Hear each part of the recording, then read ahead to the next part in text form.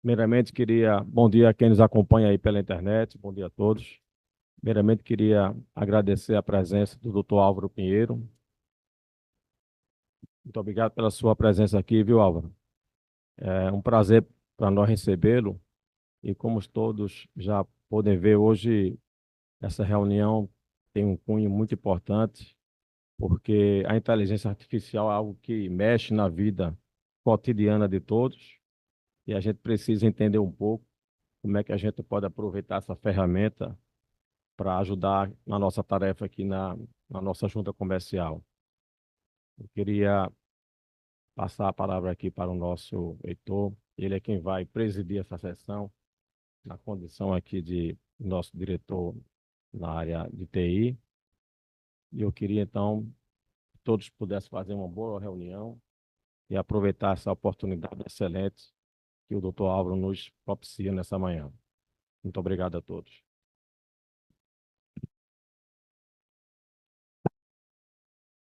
Bom dia a todos.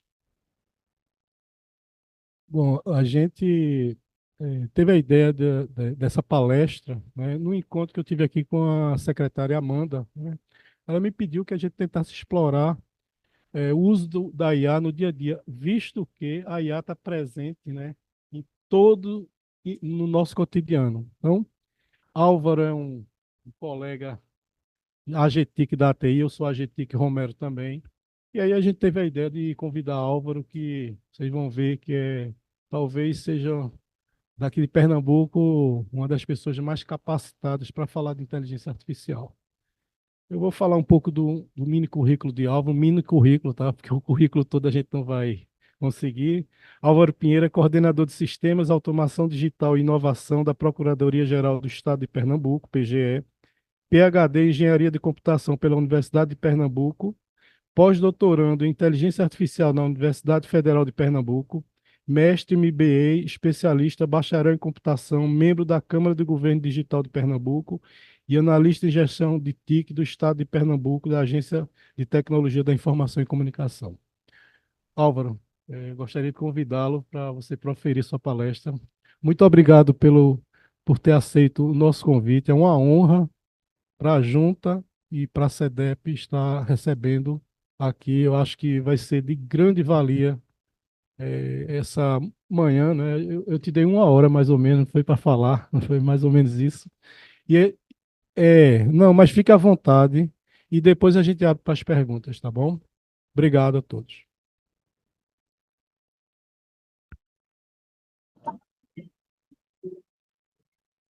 Obrigado. Bom, é uma honra, né, estar aqui nessa casa. Não conhecia, Fala um pouco mais perto do microfone para o pessoal da internet conseguir te ouvir. vamos ver aqui. Muito obrigado pelo apoio tecnológico.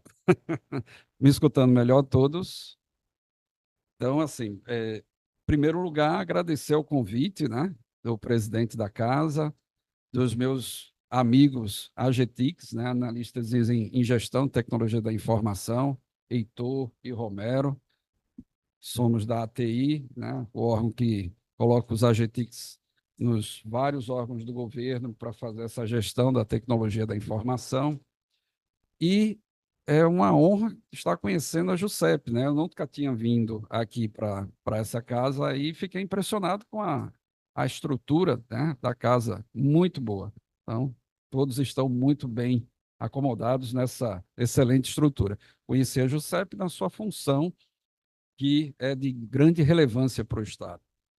Mas, me apresentando um pouquinho, né, só colocando essa experiência aí para vocês, ao longo do tempo, essa minha vida na área de tecnologia começou há um tempinho atrás, em 1985, e na Elógica, que é uma das empresas aqui de referência da nossa, como alguns dizem, planeta Pernambuco. E ao longo da minha jornada sempre fui focado em engenharia de software. E nos últimos anos, vamos dizer assim, desde 2018, 2017 para 2018, muito focado em inteligência artificial, na Procuradoria-Geral do Estado. Então, eu fui lotado na PGE no finalzinho de 2007 para 2008 e venho dentro da Procuradoria fazendo esse trabalho de fomento da tecnologia dentro do órgão, que é o trabalho que Heitor e Romero fazem aqui na JUSEP, né? Então,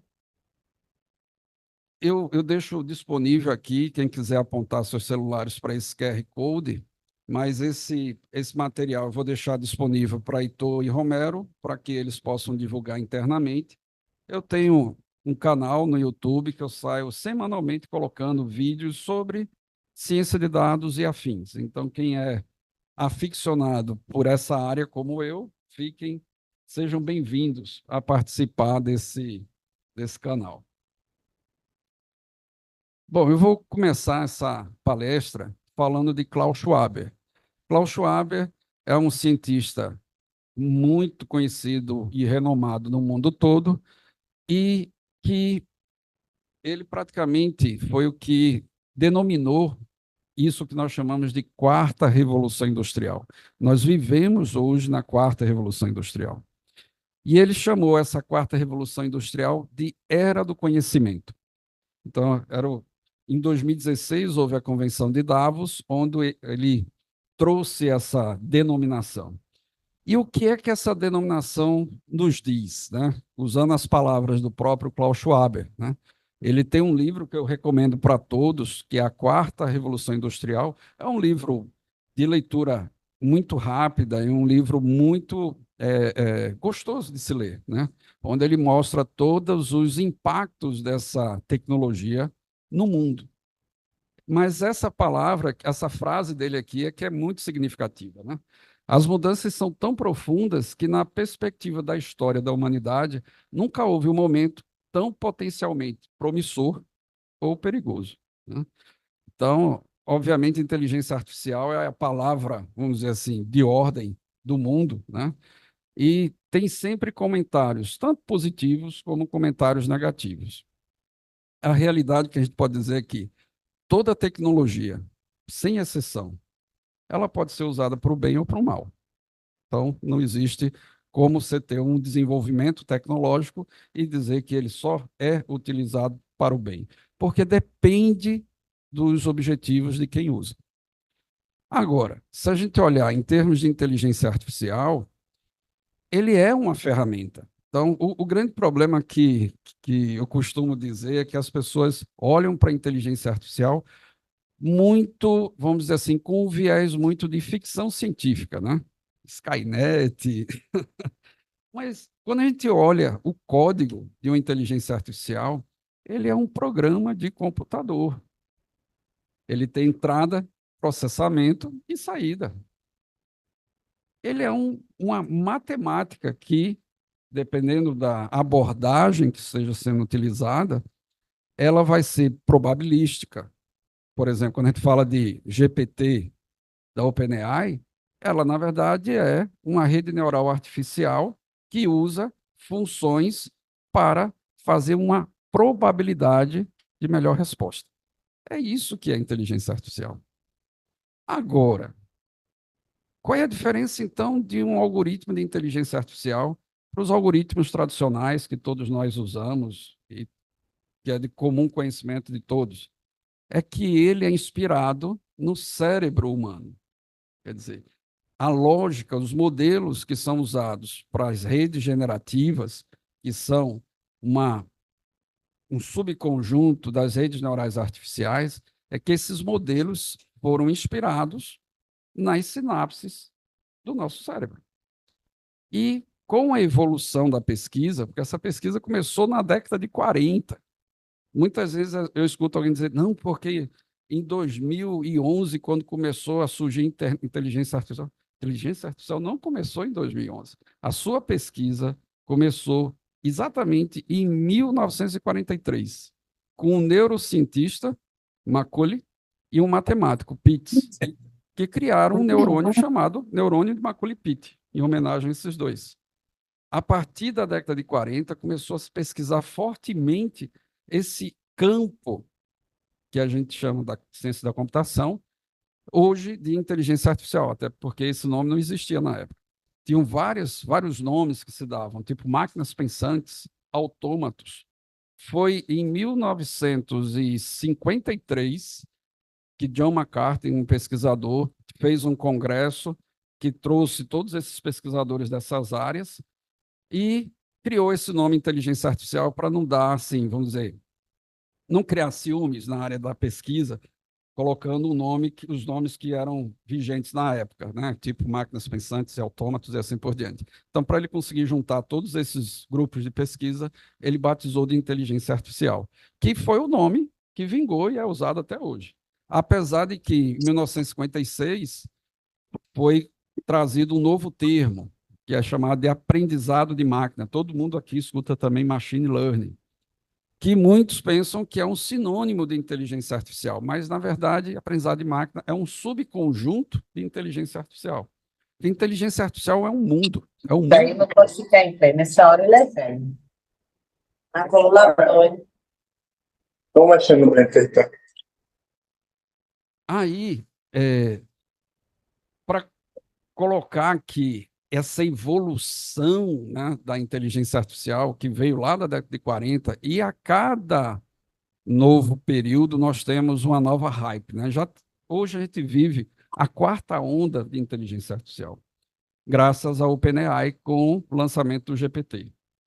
Mas a gente já teve a primeira onda, né, que foi na década de 50, tivemos uma segunda onda na década de 80, tivemos uma terceira onda em 2010 e vivemos hoje a quarta onda. A grande diferença dessa onda para as três anteriores é que as anteriores ela ficou muito restrita às academias, aos centros de pesquisa. Muita gente nem imaginava que a inteligência artificial estava muito longe do seu dia a dia. E o que a OpenAI trouxe de grande mudança é que ele colocou a inteligência artificial na palma das mãos de todos nós. Quer dizer, hoje, quando você usa um GPT, eu penso que todos aqui usam. Se ainda não são usuários assíduos, mais cedo ou mais tarde serão. Isso é inevitável, né? Então, o que você fez com isso? Você permitiu que pessoas utilizassem inteligência artificial sem ter que saber programar, por exemplo, Python, que é a linguagem que normalmente o cientista de dados usa para fazer inteligência artificial. Quer dizer, eu não sei Python e consigo fazer inteligência artificial. Por quê? Porque você faz isso com linguagem natural. Mas antes mesmo da OpenAI ter disponibilizado isso para o mundo, todos nós estávamos sendo usuários de IA, só que usuários indiretos. Todo mundo aqui usa o Waze, todo mundo aqui usa os assistentes dos seus celulares, seja o Siri, se for Apple, ou do Android, o Google, ou o Alexa da Amazon, todo mundo usa algum assistente. Todo mundo, quando viaja, vai para o Booking ou um desses sites de viagens. Na verdade, todos esses aplicativos, quando você vai fazer uma compra na Amazon, por exemplo, eles estão usando inteligência artificial para fazer o quê? Classificação, otimização, recomendação, tudo estava ao nosso redor. Eu ainda digo mais, eu vou um pouquinho mais longe. Todos vocês que vieram hoje de carro aqui para a JOSEP, vocês vieram com a inteligência artificial controlando suas vidas. Não estou dizendo, mas eu não botei o Waze para chegar aqui. Mas vocês não frearam os carros de vocês? Todo mundo aqui, quando compra um carro, vê lá, o carro tem freio ABS. O que é um freio ABS? É um engenho de inteligência artificial que faz a frenagem do seu carro. Na verdade, quem freia o seu carro não é você quando pisa. Tem algum lugar que eu possa botar? Não tem uma mesinha, né? Então, eu vou deixar.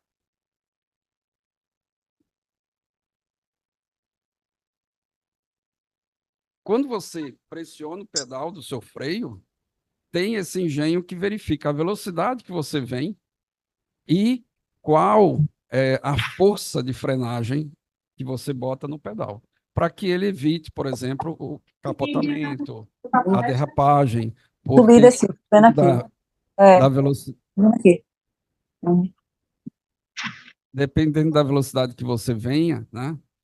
E se você pressiona fortemente o freio, o que pode acontecer é que o seu carro capote, você perca a governança do carro.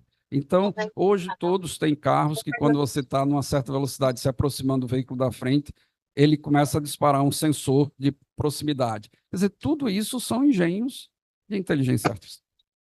Inteligência artificial não é só aquele que a gente vê nos filmes do tipo um androide que se move, também é inteligência artificial.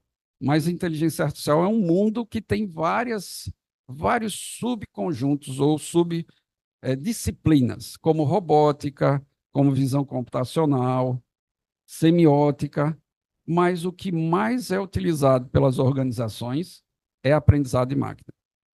Num subconjunto que é chamado de aprendizado profundo, que quer dizer redes neurais artificiais.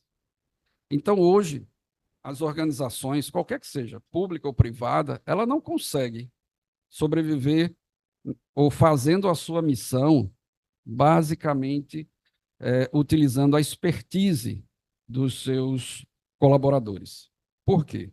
Porque hoje a gente tem uma montanha de dados que foram entrados dentro dessas organizações na época da era da informação, e esses dados que foram imputados nessas bases de dados de toda a organização, muitos deles não são conhecidos.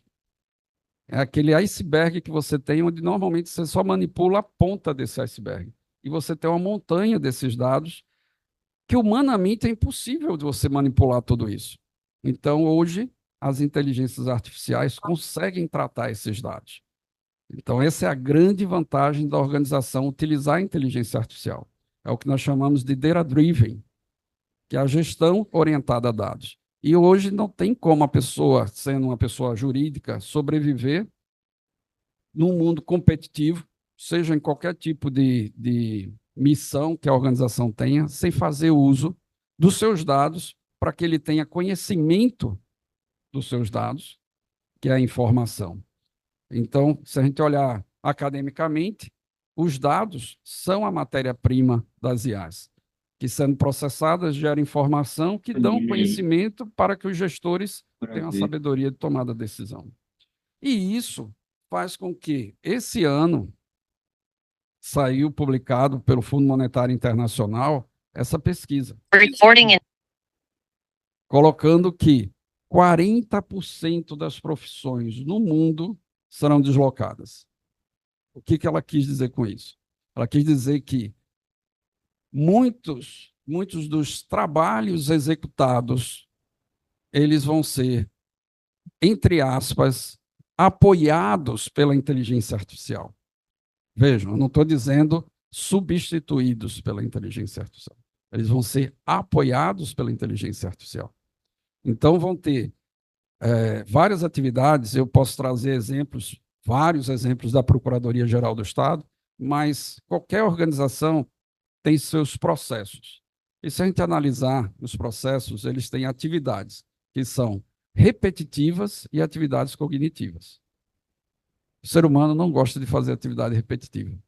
A atividade repetitiva para o ser humano fica enfadonha. E por ser enfadonha, o ser humano começa a cometer erros com o passar do tempo. O povo escuta que não tiver na reunião. Aí vem a vantagem de você usar inteligência artificial. Mais especificadamente, é o que a gente chama de hiperautomação. O que é hiperautomação? Que é usar RPAs, são os Robotic Process Automation, os robôs, que fazem um trabalho repetitivo, e as IAs, que fazem o trabalho de análise. Então, se a gente olhar um ser humano que está executando uma tarefa, toda aquela parte repetitiva, as atividades repetitivas, você vai deixar para os robôs. E o humano vai ficar na parte de análise. É onde ele vai realmente fazer uso da sua expertise. O que se ganha com isso? Eficiência e eficácia. Então, eu acredito, muitos que vocês já ouviram falar do que a PGE, né, a Procuradoria-Geral de Pernambuco, vem fazendo ao longo desses últimos anos, e ela está sendo até um exemplo para várias outras procuradorias do país, justamente por isso, porque hoje a gente tem mais de 50 robôs trabalhando dentro da PGE. Quer dizer, a gente tem robô que é praticamente um procurador virtual. Então, o que é isso, um procurador virtual? Tinha um núcleo, que é chamado de núcleo de sucessões e doações. Toda doação ou sucessão tem que ser analisada pelo procurador, pelos procuradores desse núcleo, para ver se precisam ser feitas as taxações dos impostos. Mas ele tem que olhar aquele processo. E todos os senhores e senhoras sabem que os processos jurídicos não são 2 ou 3 páginas. Quer dizer, são muitas páginas, páginas digitais, né? E aí eles analisavam para ver que o processo não era relevante. Quer dizer, ele gastou tempo para analisar, para ver que não era relevante. Isso é um trabalho que uma IA pode fazer. Ela analisa, vê se é relevante, e se for, aí ela designa para o humano, para o procurador. Se não for relevante, aí vai para uma área que é de destino para aquilo que não precisa ser analisado pelo procurador. O que é que aconteceu? Vocês sabem que todos os órgãos passam por esse problema, não tem quantidade suficiente de agentes públicos para atender a demanda. Então, acaba que há uma competição dentro da casa dos vários núcleos mas eu preciso de mais gente, não tem como tirar do núcleo tal para vir para o núcleo tal, porque o meu núcleo é mais importante que o seu. Todos os núcleos são importantes, né? Então, acaba que uma forma de você resolver isso é criar IAs para esses núcleos. Então, por exemplo, essa demanda, né, que existia por outros núcleos, mas o núcleo de sucessão não poderia ceder, porque ele precisava daqueles procuradores para fazer a triagem, depois fazer a análise, foi possível reduzir o quantitativo de procuradores desse núcleo e ceder para outros que ainda não têm IA, porque agora a gente tem uma IA que faz esse trabalho de análise, de triagem.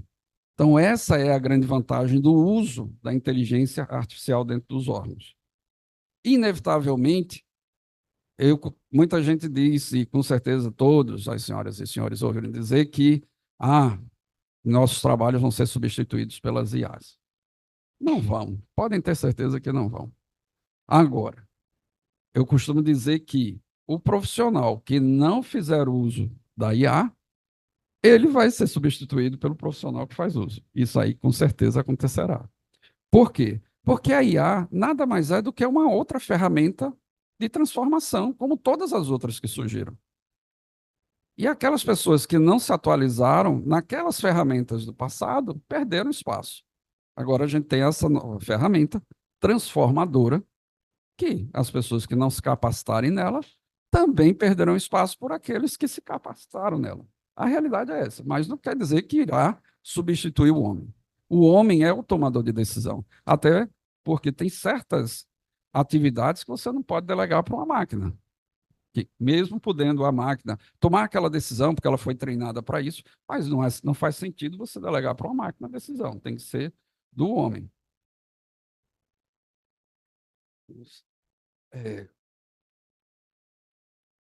Perfeito. Então, eu trouxe aqui, eu vou deixar disponível também.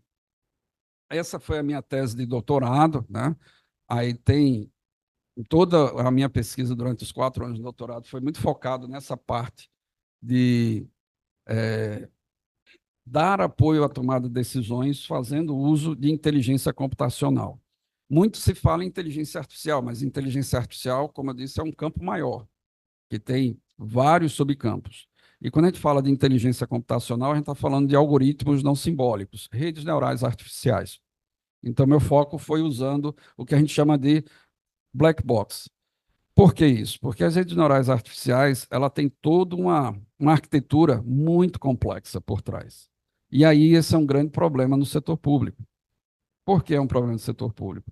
Porque imagine que vocês aqui desenvolvam uma IA usando uma rede neural artificial que faz um determinado tipo de apoio à tomada de decisão. E aí o gestor público usa aquele retorno da IA para tomar a decisão. E, de repente, há uma auditoria do Tribunal de Contas e o auditor diz assim, mas por que você tomou essa decisão? Aí o gestor diz, não, porque a IA me disse que era para tomar. Bom, tudo bem, mas me diga os parâmetros que a IA utilizou para tomar essa decisão. Aí ele diz, eu não consigo. Aí diz, me chame um especialista de tecnologia para lhe dizer. Aí o especialista de tecnologia, é uma rede neural que tem 256 camadas, tem 1 bilhão de neurônios artificiais, ela faz um método, um cálculo de autorregressão, mas eu não consigo também dizer exatamente como é que ela chegou nesse resultado. Veja o problema. Então, acaba que as redes neurais são uma caixa preta. Tanto que existe um segmento de pesquisa a nível de doutorado, em muitas universidades pelo mundo, buscando fazer o que a gente chama de SHI, Explain for AI, a explicabilidade da inteligência artificial. Porque, para o setor público, isso é muito complicado. Então, alguns até dizem, não vou usar esse modelo de redes neurais porque é uma caixa preta. Tem outros modelos de redes neurais, por exemplo, árvores de decisão, que é uma caixa branca, é um white box, você consegue fazer a reengenharia, você consegue fazer o caminho inverso e chegar no resultado. Então, isso é uma das dificuldades também, porque, como todo mundo sabe, no setor público você tem que ter a transparência. Esse aqui é o artigo que eu publiquei no I3E, foi o artigo que me deu condição para fazer a defesa da tese. E aqui tem a publicação que saiu no Fórum Econômico Mundial, pelo FMI, falando dessa transformação, que, na verdade, ela não vai ocorrer, ela já está ocorrendo. E todos aqui já, de alguma forma, perceberam já as mudanças, né?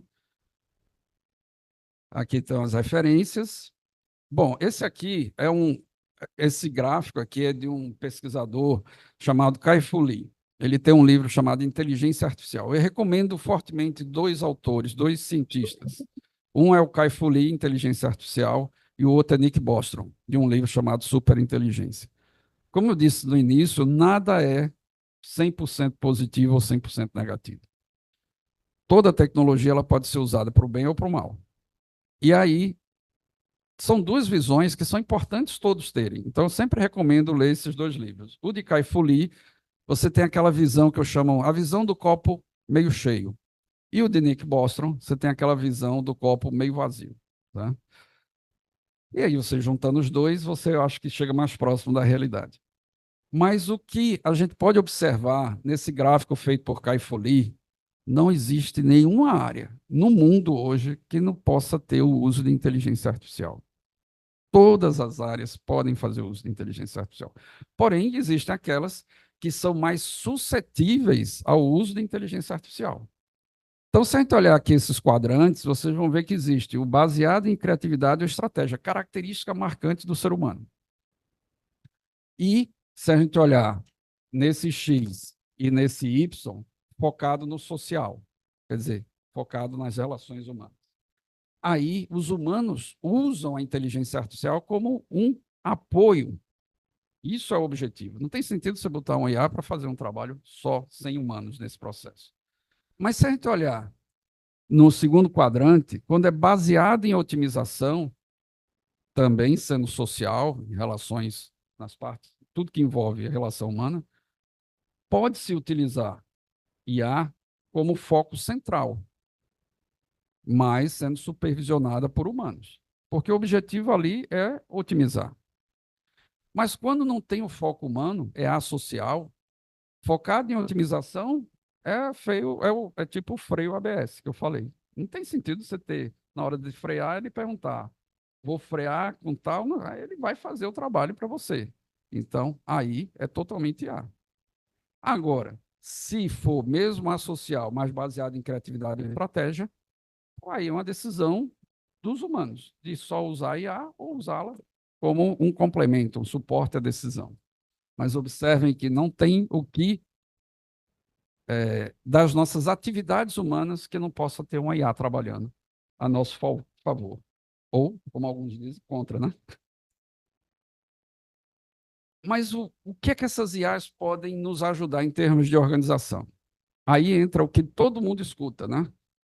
BI and Analytics. Essa é uma palavrinha que todo mundo nas organizações escutam, todo mundo busca fazer um MBA disso, uma especialização de Business Intelligence e Business Analytics.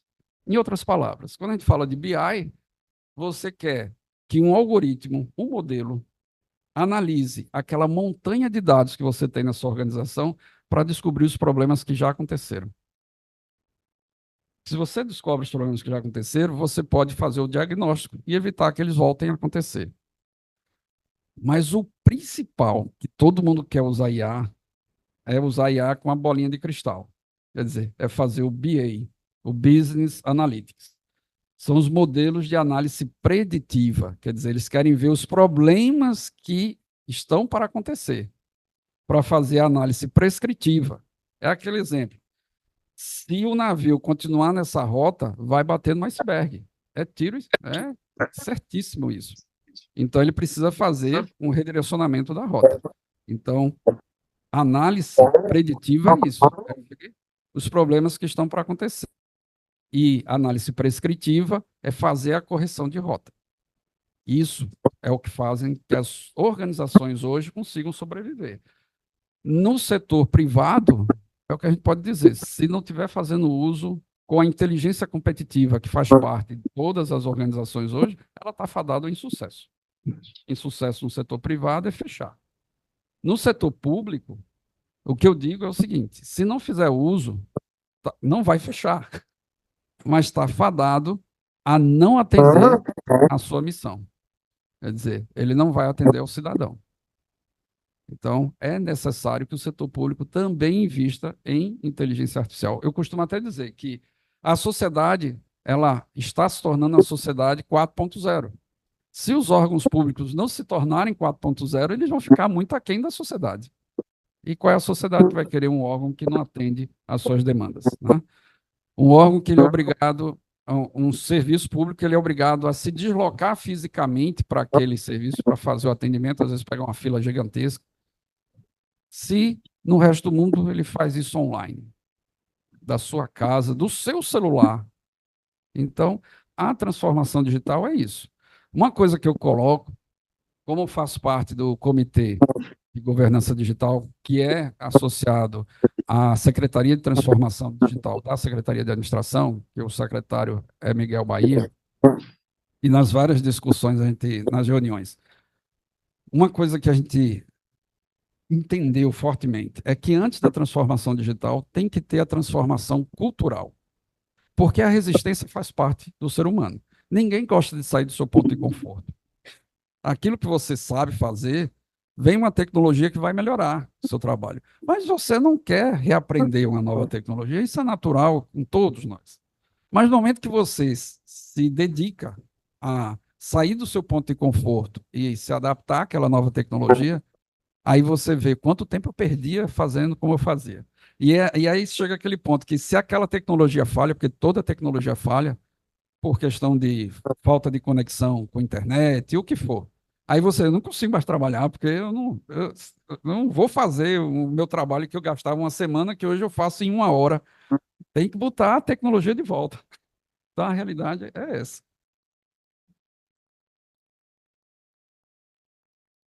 Eu trago aqui só alguns gráficos para mostrar o quanto essas tecnologias de inteligência artificial ajudam as organizações a resolver todo esse tipo de problema. Problema de agrupamento. Muitas vezes você tem aquela montanha de dados, mas você não conhece seus dados.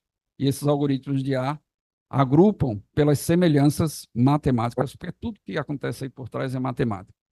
E quando os dados são agrupados, você consegue resolver os seus problemas. Por exemplo, vamos trazer um exemplo da Procuradoria. A Procuradoria tem uma montanha CDAs. O que são CDAs? É o cadastro da dívida ativa, a certidão da dívida ativa.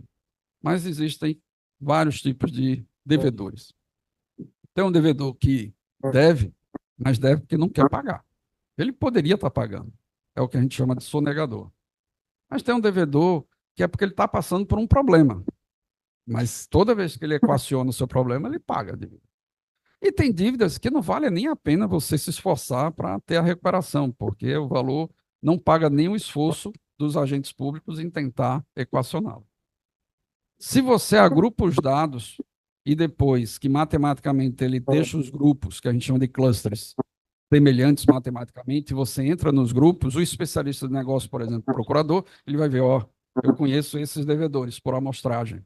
Esses aqui são sonegadores. Se todo mundo que está ali junto está pela semelhança, então todo aquele grupo ali é de sonegador. Então ele consegue, com o algoritmo, em pouco tempo, descobrir Amanda, vou ter tempo de todos os assistir isso, não. sonegadores. Vejam à vontade. Transfiram isso para a realidade do negócio de vocês.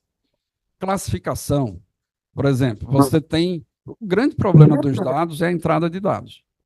E a pessoa, muitas vezes, é nova naquele setor. E esse é o grande problema dos órgãos públicos, que é a gestão do conhecimento. A gestão do conhecimento, eu não sei se é a realidade aqui, mas eu penso que também seja. Você tem muitas pessoas que estão há anos dentro do órgão. Basicamente, todo o conhecimento está no cérebro dele. O cérebro dele é o repositório do conhecimento. Mas todos nós, em algum momento, a gente vai sair daquele órgão, por algum fator. E o conhecimento vai com ele. Aí entra alguém novo para fazer aquela atividade. A curva de aprendizado, dependendo do negócio, é extremamente longa. E essa curva de aprendizado, como o nome está dizendo, é aprendizado. Ele vai errar bastante até chegar no nível do sênior que saiu. E esses erros, às vezes, são muito impactantes para a organização. Então, uma forma de você fazer gestão de conhecimento é usar modelos de classificação. O modelo aprende a classificar como ser humano.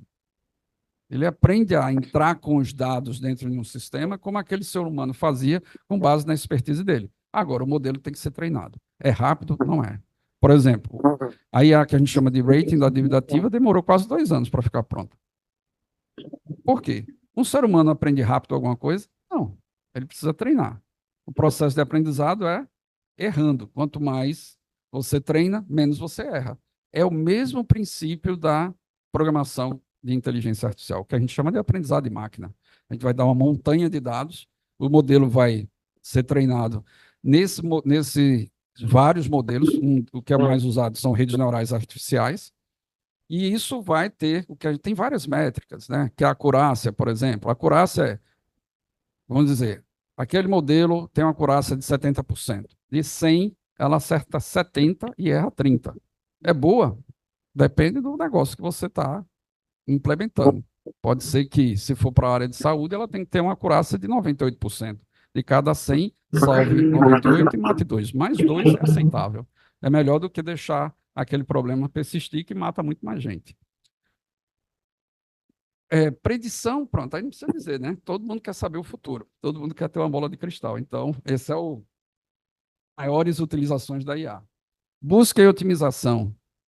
Muita coisa que a gente faz, muitas, a gente não faz da forma mais otimizada.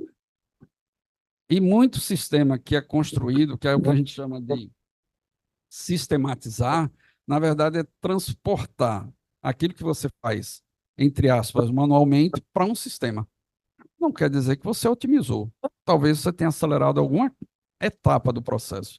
Mas otimizar é você fazer aquele processo de uma forma mais rápida. E esses algoritmos, eles nos ajudam a otimizar em vários aspectos. Por exemplo, quase todo mundo deve ter no carro aquele botãozinho verde Eco, que é de economia de combustível. Então, se você pressiona aquele botãozinho, tem um modelo de IA que foi treinado, onde ele vai saber, com base no que ele aprende do seu, porque cada um dirige de uma forma, cada um tem uma forma de condução. Então, com a base do aprendizado de sua condução, ele vai fazer a melhor economia de combustível, obviamente, do seu carro, do modelo do seu carro. Então, isso é otimizar. Muitas vezes você, sem estar com um carro automático, que tem todas essas IAs trabalhando para você, você está fazendo passagens de marcha, ou então, se é automático, você está pisando no acelerador, que está aumentando o consumo de combustível. Então, esse modelo ele vai estar lá lhe ajudando, lhe apoiando para economizar todo o combustível. Recomendação. Vejam, recomendação é talvez o que mais se usa IA. Porque tudo que a gente faz hoje em dia, em todos esses sites dessas Big Techs, é com IA de recomendação. Por exemplo, você...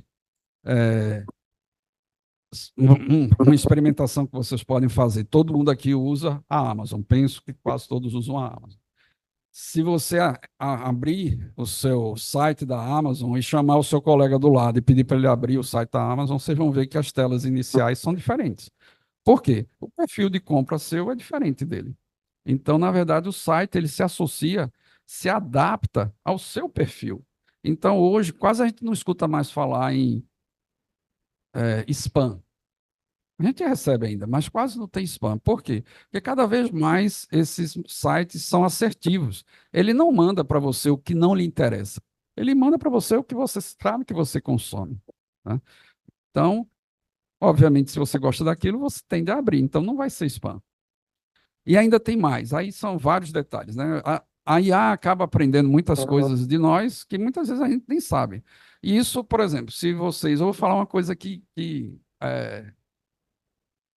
não é para gerar pânico, mas assim, é a realidade. A gente vive no Big Brother hoje, o grande irmão, George Orwell, de 1984. Porque a gente está sendo monitorado por todos os lados, a toda hora, por todos esses sensores. O celular de vocês está monitorando vocês o tempo todo, né? Então, muitas vezes você, por exemplo, recebe uma propaganda que está perguntando A e B. Na verdade, o objetivo daquela Big Tech é saber sua preferência de cor, e você nem imagina isso. Se ela for perguntar para você qual é a cor que você prefere, você vai responder? Não vai. Você vai pensar logo, isso é invasão de privacidade, ela está querendo saber qual é a cor que eu gosto. Mas se ela programou aquele banner com um objeto na cor vermelha e um objeto na cor azul, e o seu sensor, todo celular tem sensor, certo? Ele pode ficar observando para que área você está olhando. Você está olhando mais para a figura vermelha ou mais para a figura azul? E aí ela já descobriu, porque inevitavelmente nossos sensores vão olhar para aquilo que é mais prazeroso. Então, ela vai, ele gosta de azul. A partir daí, ele vai ficar mandando propagandas com aquela cor. É assim que a gente vive no mundo hoje, certo? Tem como evitar? Tem. Você desliga seu celular. Quando você quiser total privacidade. Você desliga sua Alexa, tira da tomada. Criação e suporte, então, nem se fala, né? Hoje a gente está na época das GenAIs, as redes generativas. Então, a proliferação de dados sintéticos só tende a aumentar. O que é um dado sintético? É um dado que uma IA gerou com base em dados naturais. Mas ele não é um dado natural, ele foi criado por uma IA. É um dado sintético. Só que a gente levou milhares de anos para evoluirmos como homens sapiens, e alguns poucos milhares de anos para ter toda essa escrita que foi digitalizada, boa parte já digitalizada. Isso não é transformação digital, isso é uma das etapas da transformação digital, digitalizar, colocar na nuvem. Só que o volume que nós temos hoje de dados naturais rapidamente vai ser suplantado pelas IAs, porque elas geram dados com muita velocidade. Então, por exemplo, você chega no DALL-E, que é uma rede neural generativa, e pede para ela gerar uma imagem. Eu quero uma imagem do do Papa andando na Lua com roupa de astronauta.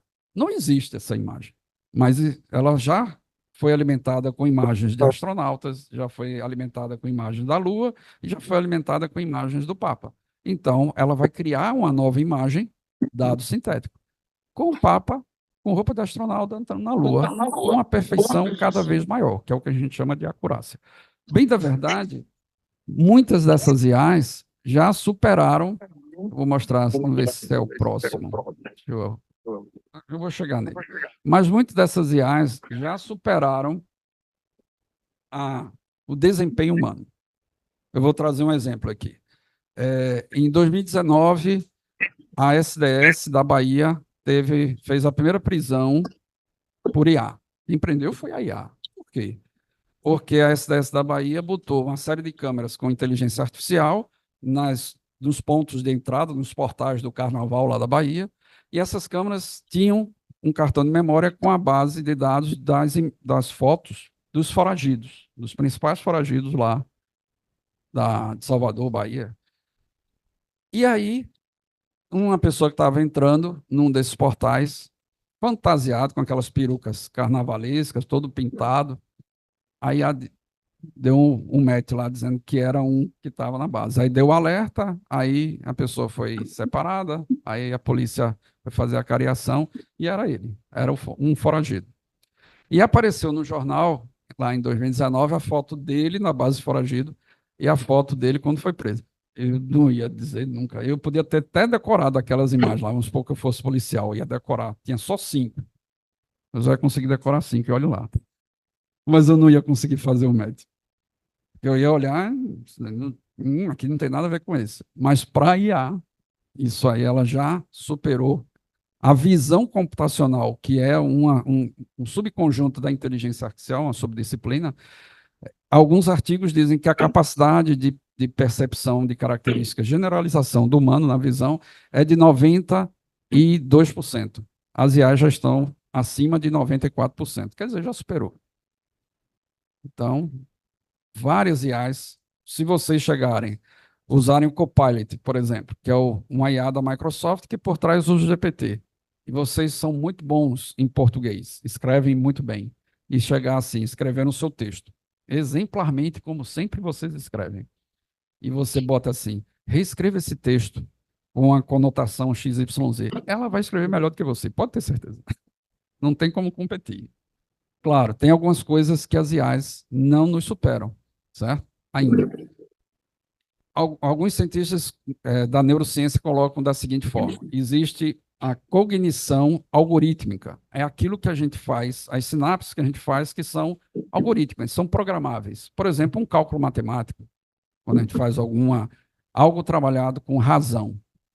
Mas existe a cognição não algorítmica.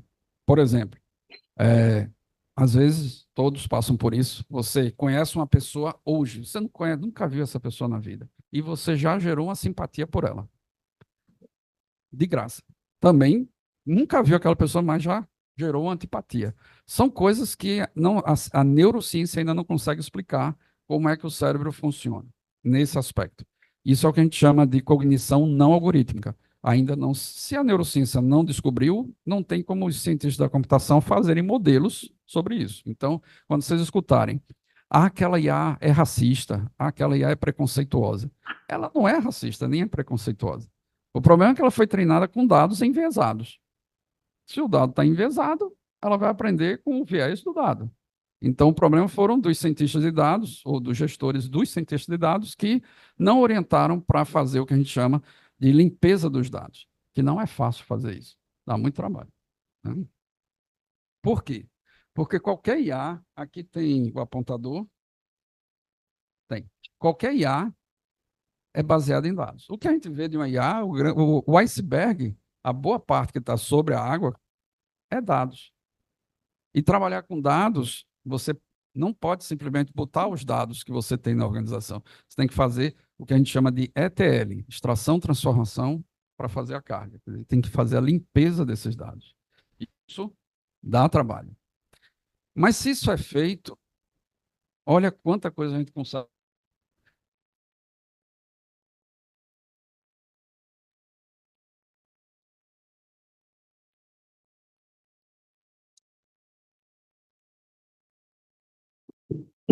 Associar esses dados.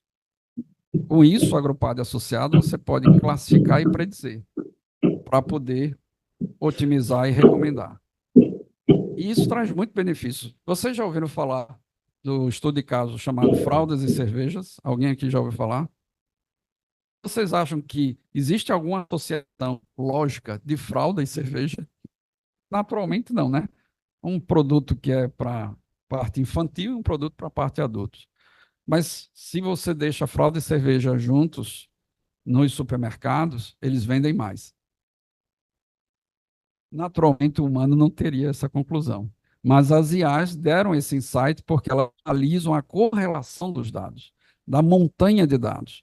E nessa correlação, elas viram que há uma venda casada, sempre quando sai muita cerveja, está saindo fralda. Quer dizer, as duas estão saindo juntas.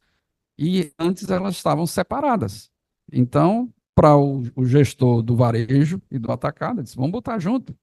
Se separado já vende muito, imagine juntos. E, dito e feito, quando juntou, vendeu mais ainda. Quer dizer, esses insights que essas IAs dão, às vezes a gente tem que testar para ver, porque é muito assim, não tem a IA alucinou aqui.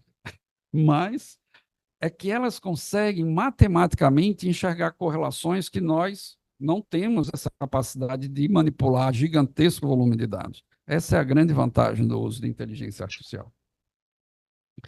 Mas a inteligência artificial não foi criada aqui recentemente, há 10 anos.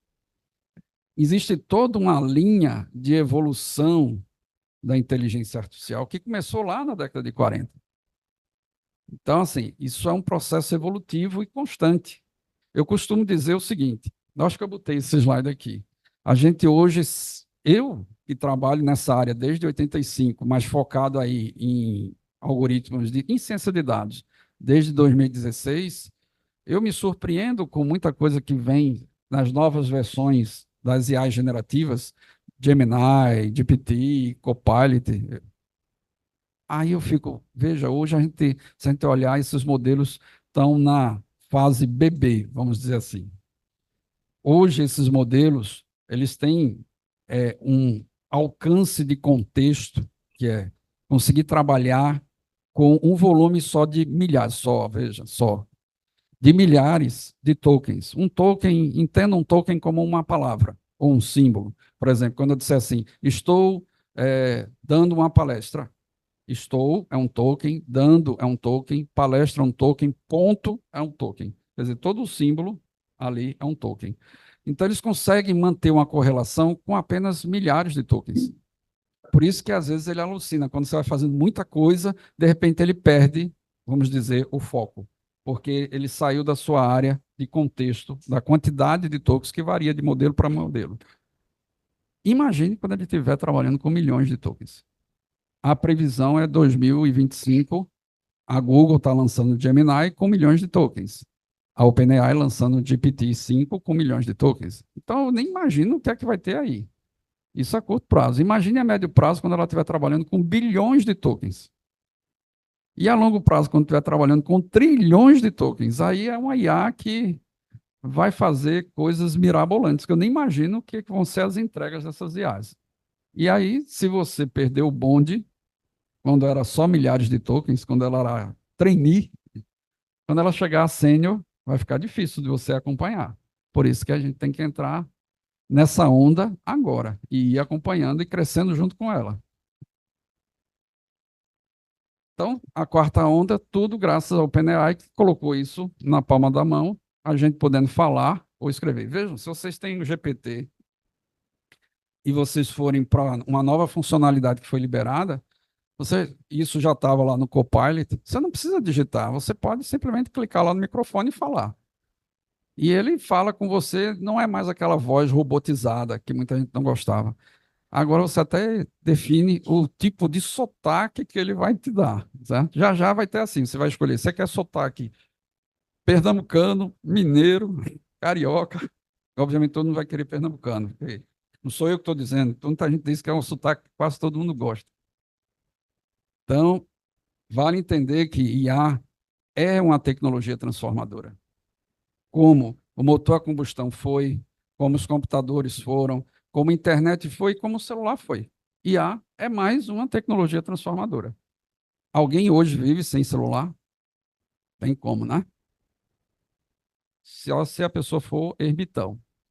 E também não vai conseguir viver, trabalhar sem inteligência artificial. Mas inteligência artificial é o que é, porque ele não é um programa de computador da forma tradicional, que é entrada, processamento e saída. Ele é um modelo matemático. Esse é o modelo mais simples que tem, o Perceptron, inspirado nas sinapses humanas. Quer dizer, é um trabalho em conjunto. São neurocientistas trabalhando com cientistas da computação, gerando esses modelos que cada vez surpreendem mais. Então, se alguém perguntar a você, o que é inteligência artificial? Tem duas definições que vocês podem dar. Uma definição é um método computacional inspirado nas sinapses do cérebro biológico. Ou é um modelo, um método matemático que realiza regressão linear, porque basicamente o que tem aqui dentro são funções. Aquilo que normalmente, quando o pessoal aqui de exatas, eu sei que tem muita gente de exatas, quando foi estudar cálculo 1, cálculo 2, ficava arrepiado. Basicamente é isso, são funções. Hiperbólica, tangente, sigmoide, que fazem depois a derivada da função para recalcular os pesos. Basicamente é tudo isso. Por isso que a gente chama de backblocks, porque é uma caixa preta, porque é um complexo, é muito complexo você entender toda essa lógica quando ela está com muitos parâmetros.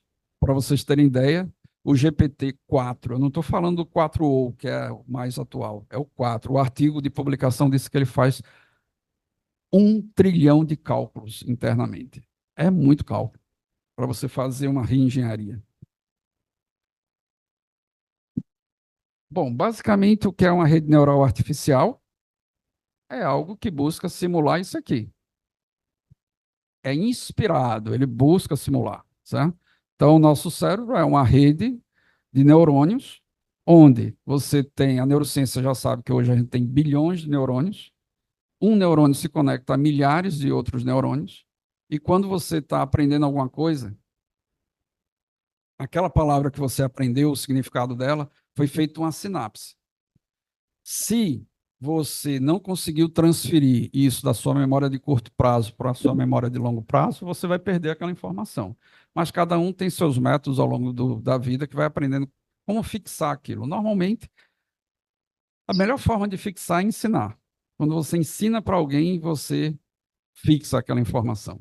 A outra forma é você repetir aquela tarefa várias vezes. Então, quando você está repetindo, você faz essa sinapse. Você armazena essa sinapse em algum lugar que a gente nem, a neurociência não sabe onde é que isso fica armazenado, porque o nosso cérebro é adaptativo. Por exemplo, se você sofrer um acidente, impactar seu cérebro e alguns conjuntos de sinapses que ficavam naquela área que ele foi impactado, você vai perder aquela atividade, por exemplo. Um movimento, uma fala, mais dependendo, obviamente, da idade, quanto mais velho, mais complicado é, mas se foi novo, com o treinamento, com o passar do tempo, novos neurônios vão fazer aquela sinapse que você perdeu, então você volta a ter aquela atividade. Basicamente é isso aqui, uma rede neural é isso, é tentar matematicamente simular isso. Aqui tem essa animação que mostra como é que esses cálculos são feitos com apenas 6 neurônios. Imagine o GPT que tem 1 trilhão de neurônios, quantidade de cálculos. Por isso você tem que ter infraestrutura. Se não tiver infraestrutura, você não consegue avançar. A PGE está indo para a aquisição de GPUs, que são os processadores adequados para a ciência de dados. A CSI, que é a coordenação que eu faço, a coordenação, ela tem cientistas de dados, engenheiros de software, só focado nisso, em ciência de dados. Mas a gente hoje tem uma restrição tecnológica, que é a infraestrutura. A gente usa GPUs, usa CPUs. Então, hoje, por exemplo, um treinamento que a gente pode gastar 1 mês para fazer, a gente pode reduzir a 1 semana com as GPUs. E existem a TPU, que é da Google, que você pode reduzir a 1 hora. Mas, obviamente, isso aí é muito custo. E é cloud computing, computação na nuvem, que tem todo um outro impacto que tem que se trabalhar. Só para vocês terem exemplo, eu trouxe aqui um vídeo rápido de uma arquitetura de uma rede neural, Multilayer Perceptron, só mostrando os dados de entrada, que são esses daqui, aqui é a saída, com 3 camadas, e aqui são os neurônios artificiais, que na verdade é uma simulação, né? Tem 10 mil neurônios artificiais, está fazendo ao todo aqui 24.864.180 sinapses, que são esses cálculos matemáticos, só para fazer isso aqui. Então, vejam a complexidade. Porém, a complexidade que tem aí por trás, né, dá um resultado gigantesco. Por quê? Porque as IAs, elas não são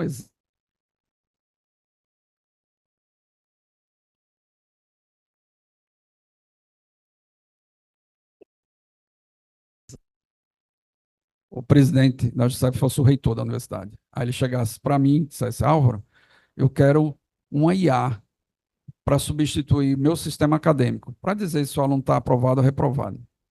Aí eu ia dizer, para o reitor dizer: veja, se quiser a gente faz, mas eu não recomendo. Por quê? Porque, veja, você não conhece a regra? O que é um sistema acadêmico? Baseado em dizer se o aluno está aprovado ou reprovado. É pegar as notas, se for a regra for uma média ponderada, é pegar essa nota, multiplicar pelo peso de cada disciplina, somar e dividir pela soma dos pesos. E aí, se a regra da instituição, a média é 7, maior que 7, maior ou igual a 7, é aprovado. Menor que 7, é reprovado. É dedutivo. Método dedutivo. Você fazer uma IA para isso é usar uma bala de canhão para matar uma formiga. Mas, se quiser, a gente faz. Agora, se o reitor chega para mim e diz, Álvaro, a nossa média é 7, mas os tempos mudaram. Essa média a gente sabe que não está mais avaliando o conhecimento do nosso corpo discente. Só que a gente também não sabe qual é a média que a gente tem que aplicar. A gente não sabe se tem que subir ou descer. Aí eu vou perguntar, tem dados? Aí diz, tenho dados de zilhões de anos de prova dos alunos, de avaliação dos professores, dos coordenadores. Nos dê esses dados que a gente vai botar um algoritmo que vai gerar um insight. Ele vai aprender com os dados e vai dizer, o ideal para esse corpo discente, a média é tanto. Aí, não tem como fazer com computação tradicional, só um IA. Porque você não conhece a regra. É um método indutivo. Ele tem que extrair características dos dados para aprender com os dados e lhe dar a sugestão. É uma sugestão. Por exemplo, a Giuseppe, ela fica na Rua Imperial, é 1600 o número, né? Aí se alguém chegar e disser assim, aonde é a Giuseppe? A Giuseppe é na Rua Imperial, número 1600. Ele deu a resposta exata. Mas, se a pessoa não sabe onde é a Giuseppe, aí diz, aonde é a Giuseppe? Rapaz, eu não sei o endereço, mas eu sei que ela fica ali, perto do Recife Antigo. Foi melhor do que ele dizer, não sei. Isso é o que a gente chama de heurística. Quando você não sabe a regra, você quer pelo menos o melhor valor. A melhor regra, a melhor posição. Você sabe que ela não é exata, mas pelo menos você vai ter algo. E é assim que nós trabalhamos. Eu costumo dar esse exemplo, que o ser humano ele não é binário. Todos vocês sabem disso. O ser humano não é verdadeiro ou falso, 0 ou 1, sim ou não. Por exemplo, tem um amigo seu, um grande amigo seu, que faz anos que você não vê. Você nem sabia que ele tinha se casado e tinha tido um filho. É um amigo do coração. E aí, de repente, você se encontra com ele e ele vem com um menininho pequenininho. Feio que dá dó. Aí, mas é seu amigo. Aí ele diz assim, olha, meu filho, ele não é bonitinho? Ele não é bonito, né? Aí você vai olhar assim, se você não quiser ser sincero, né? E você não vai ser, porque você não vai ser deselegante, mas também você não quer ser falso. Aí o que é que você vai dizer? Ah, ele é bonitinho. O bonitinho é uma gradação entre feio e bonito, que pode ser mais para feio ou mais para bonito. É assim que o ser humano é. Com algumas situações, o ser humano é exato, mas não são em todas as situações que o ser humano é exato. E muitas vezes ele não é exato porque ele não sabe a resposta exata. Então, se usa uma heurística. Quando você não sabe o exato, você quer a melhor regra, a melhor posição, a melhor ponto. Isso é o que a IA faz. Eu posso fazer um IA para valores exatos? Pode. Mas aí talvez seja melhor fazer da forma tradicional. E como eu tinha dito para as senhoras e senhores, vejam que no eixo X aqui a gente tem o desempenho das IAs que vão melhorando, obviamente, a cada ano. E aqui, entre 0 a 100%, tem o desempenho humano. Essas cores representam habilidades de IAs, né? Reconhecimento de escrita, de imagem, de fala, de leitura, de linguagem, bom senso, matemática, geração de código. Vejam que as 5 primeiras já superaram o desempenho humano. As outras vão superar também. Mas aí muita gente diz assim, as IAs vão substituir o homem. Não. Não essas IAs que a gente tem aqui hoje. Quem sabe um modelo que venha a surgir no futuro. Porque essas IAs, vocês podem observar que todas elas são muito boas em habilidades únicas. DALL-E é muito boa em gerar imagem, da OpenAI. Val-E, que é da Microsoft, boa para aprender a falar. Val-E da Microsoft, você der 3 segundos, eu estou falando 3 segundos, pelo menos o que está no site. Da sua voz, ela aprende o seu tom de voz, em 3 segundos. IAs de reconhecimento de padrão de objetos já são melhores do que nós. Mas vejam, é sempre uma IA específica. Nós somos máquinas de carbono com muitas habilidades. Nós somos bons em várias habilidades. Exclusivamente baseado na razão. A gente usa emoção também no processo decisório. As IAs só tomam decisões baseadas na matemática. razão. Então, assim, nós somos máquinas ainda muito evoluídas em relação a esses algoritmos. Basta dizer que, eu costumo dizer, quando alguém diz, essa IA ou essas IAs são impressionantes. Aí eu digo, não, rapaz, quem é impressionante é o engenheiro de software que desenvolveu esses modelos. Porque elas são muito boas matematicamente para aquilo, mas foi mentes pensantes que criaram aquilo. Esses caras é que são surpreendentes. E o que é uma IA generativa, né? IA generativa é uma estrutura. Se a gente for falar em termos de evolução da IA, a gente teve as IAs, a gente chama IA fraca, que foi lá do começo da década de 40 até a década de 70, mais ou menos 80. Década de 80 surgem as IAs fortes, que são os modelos básicos evoluídos até hoje. Mais ou menos em 2011 surgem esses modelos que a gente chama de Deep Learning, que é aprendizado profundo, e mais ou menos em 2017 surgem as redes generativas. É o estágio que a gente está, redes neurais generativas. No documento de criação da OpenAI, a missão que ela colocou é fazer uma IA criativa. Aí você, mas essas IAs não são criativas? Não, elas são generativas. Elas geram dados sintéticos com base nos dados naturais que elas aprendem. Obviamente, hoje elas estão aprendendo também com dados sintéticos que elas mesmas geraram. E não vai chegar no momento que vai ter mais dado sintético que dado natural. Mas elas não criam dado novo. Elas não são, por exemplo, aquela máxima de Descartes, né? Se eu penso, eu existo. Não tem nenhum IA que diz assim, eu penso, eu existo. Então ninguém pode me desligar. O HAL, né? De Odisseia do Espaço 2001. Não tem isso. Né? A gente não tem esse grau, é só matemática que está rolando ali por trás. Mas o objetivo dessas Big Techs é ir para as IAs, que a gente chama de neurobiológicas, que vai resultar no que é chamado de inteligência artificial geral. É isso que muitos cientistas criticam, tipo Nick Bostrom, com o livro dele, Superinteligência, que eu recomendo todo mundo ler. Ele começa com, a capa do livro é uma coruja, ele começa com uma metáfora, bem simples. Aí tem um conjunto de passarinhos que estavam sendo comidos pelas corujas. Aí um conjunto de passarinhos pensou assim, se a gente pegar um ovinho de coruja e a gente criar e cuidar, quando ele crescer, essa coruja vai proteger a gente das outras corujas. Será? Então, ele leva para esse ponto de reflexão. Mas isso não existe. Só que, antes das redes generativas da OpenAI, os cientistas achavam que isso estava muito distante. Só que, quando vieram as redes generativas, encurtou o tempo. Então, por exemplo, o Gartner, que é um grupo que todo mundo conhece aqui, de referência muito antigo, que faz pesquisas constantes, eles colocam que há uma probabilidade de daqui a uns 10 anos já se ter uma inteligência artificial geral. Será? Vamos ver, né? Vai ser bom ou ruim? Não sei. Mas hoje a gente está aqui, ó.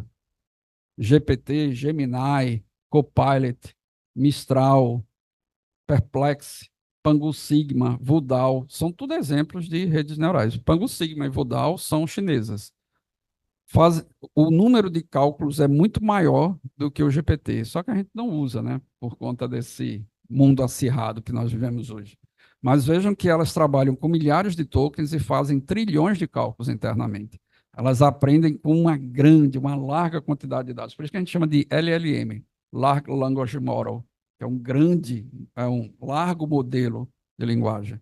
Mas todas elas, a Google, a OpenAI, já estão aí falando que no ano que vem vão estar lançando a sua versão que vai entender milhões de tokens.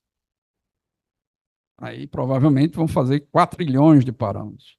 A médio prazo, elas vão entender bilhões de tokens. E a longo prazo, trilhões de tokens, que elas vão ser de trainee virar sênior. Se trainee já faz muita coisa, imagine quando elas forem sêniors. Né? Aqui, dando alguns exemplos de como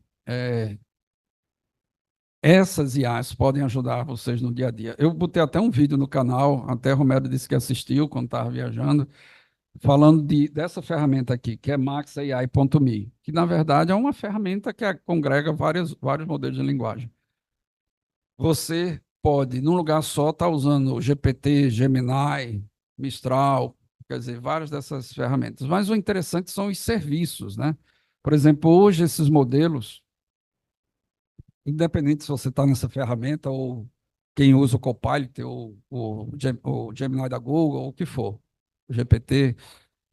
Muita gente, quando faz uma pergunta, tem uma resposta que vem algo que, assim, você sabe que não está legal. Aí o pessoal usa o termo alucinou. O alucinou é porque ela respondeu sem muito fundamento. Como é que eu posso minimizar esse erro? Não é resolver, é mitigar, é minimizar esse problema. Eu posso usar agentes. Hoje, esses modelos permitem você botar vários robôs. Eu botei aqui agente 1, 2, 3, mas é o nome que você quiser. Pode chamar robô 1, 2, 3 ou fulano, beltrano, cicrano, é como você quiser chamar. Mas tem que estar entre chaves, que é um hold place, que ele está criando lá no modelo, que é como se ele estivesse criando várias seções dessa IA, onde cada IA vai fazer uma coisa, convergindo para aquilo que você quer resolver. Por exemplo, um exemplo que eu fiz, que eu botei, na verdade já fiz vários, mas um que eu botei no canal. Eu queria saber qual era a provável nova temperatura da Terra em 2025. A gente sabe que vai aumentar, né? Mas vai aumentar para quantos graus? Vocês sabem que basta aumentar um pouquinho, que já é um problema gigantesco. Aí o que eu fiz? Eu criei 4 robôs com o objetivo de fazer 4 rodadas e eles interagirem entre si para me dizer qual seria a melhor resposta para o aumento da temperatura. E aí um foi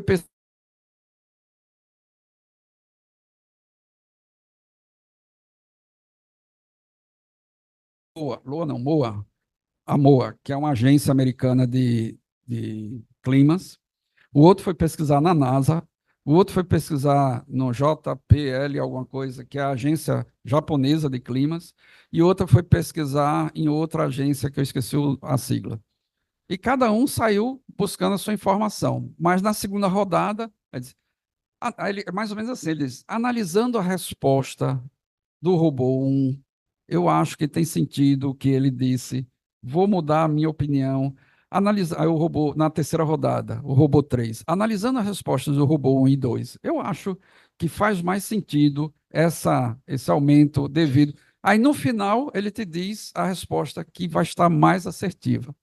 Imagine vocês, nossos colegas aqui, a GTX, tendo que fazer um termo de referência para a contratação de um software X, onde tem vários softwares no mercado, que humanamente era complicado. A gente sabe que fazer termo de referência é complicado. Aí ele vai ter que fazer um estudo técnico preliminar, vai ter que gastar um tempo danado para pesquisar. Aí já pensou, Heitor e Romero, bota assim, 10 robôs para pesquisar na nuvem sobre os 10 melhores softwares, e um dia ele tem o ETP pronto. Eu estou dizendo, não é algo impossível de ser verdade. Aí, com o ETP pronto, fica mais fácil caminhar para o TR. A realidade é essa. Então, aqui, eu costumo dizer que o uso, e assim, não é fazendo propaganda nenhuma, tanto que eu uso essa ferramenta que você pode usar qualquer uma dessas LLMs. O negócio é usar. Porque se você diz, eu não acredito muito nessas respostas dessas IAs. Eu sou da velha guarda, eu gosto de ir no Google pesquisar. Mas se a gente for voltar no tempo, eu tenho um videozinho que eu gosto de mandar para os colegas que são resistentes à mudança. Aí o videozinho é uma sátira. Tem um monge que fazia tudo com papiro. Aí chega um monge com um livro. Aí ele sai explicando o livro. O livro a gente abre aqui, sai lendo, virando a página, aí fecha o livro. Aí o monge novo, o que está acostumado com papel, diz, tá. Aí abriu de trás para frente. Cadê as letras? Não, mas você tem que virar. Aí eu prefiro o papel, que abre assim. Você sai. Quer dizer, é a resistência à mudança. Alguns colegas, eu não sou novinho, né? Então, eu sou de uma geração que valoriza muito livro, papel. Mas eu sempre fui flexível, sempre fui muito adepto à mudança. Muitos dos meus colegas disseram, não gosto desse negócio de ler em PDF, não, eu gosto de ler livro. Eu gosto de ler em PDF mesmo. PDF você bota na tela, bota IA para ler para você, e depois você pede para fazer um resumo. É muito prático, né? Então, é quebrar paradigma. A realidade é essa. E quando você usa uma IA dessa para fazer pesquisa, ela está indo em todos esses sites que provavelmente você iria. E se você fosse fazer pesquisa no Google, não pense que vocês estão pesquisando o que existe melhor. Porque o Google ganha essa fortuna porque o modelo de negócio dele era ser patrocinado pelas empresas que queriam que os links delas ficassem no topo.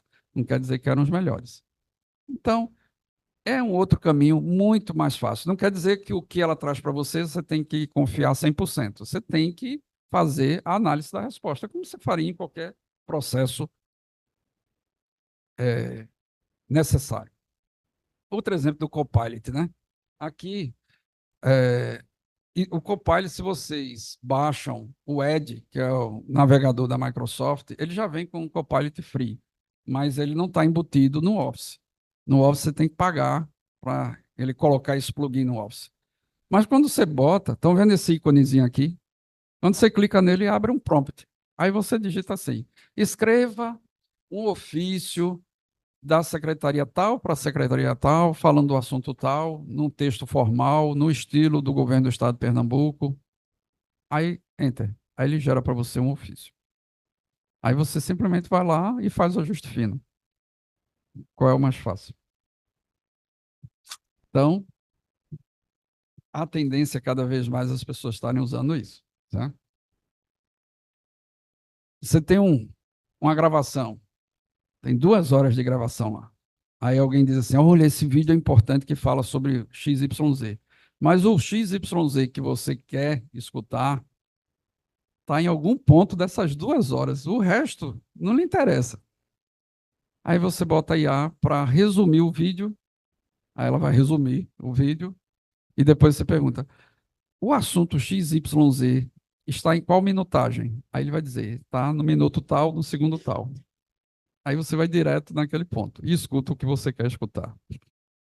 Isso, por exemplo, para o Ministério Público, que tinha que escutar aquelas oitivas de horas, para só olhar as pontos-chave, crime, não sei o que lá. Veja o que facilita a vida de um promotor de justiça.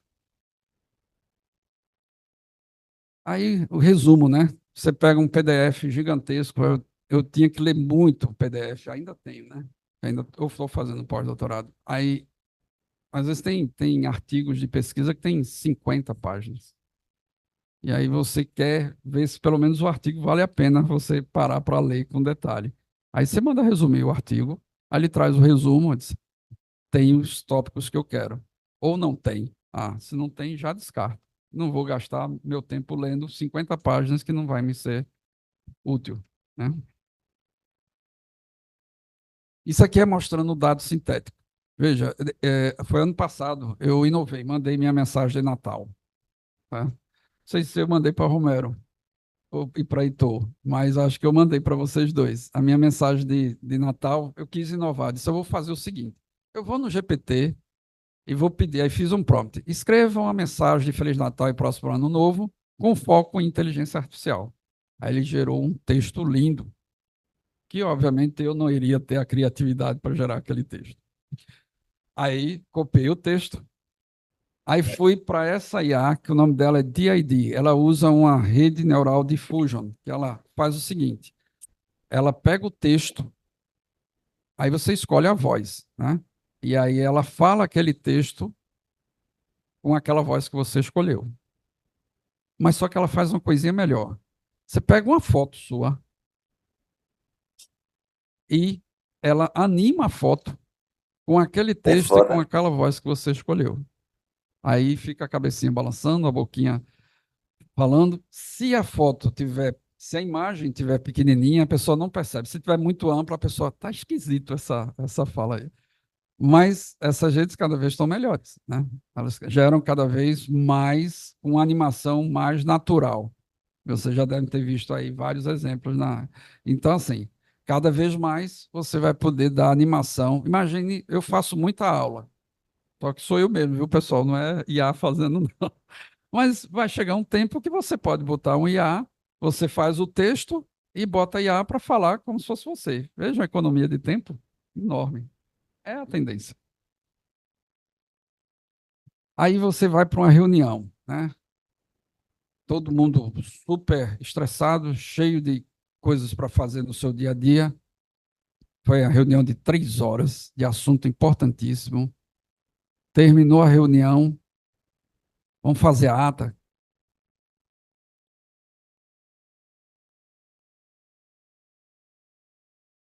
Rapaz, a gente tinha que ter anotado isso. Alguém gravou? Não gravou. Pronto.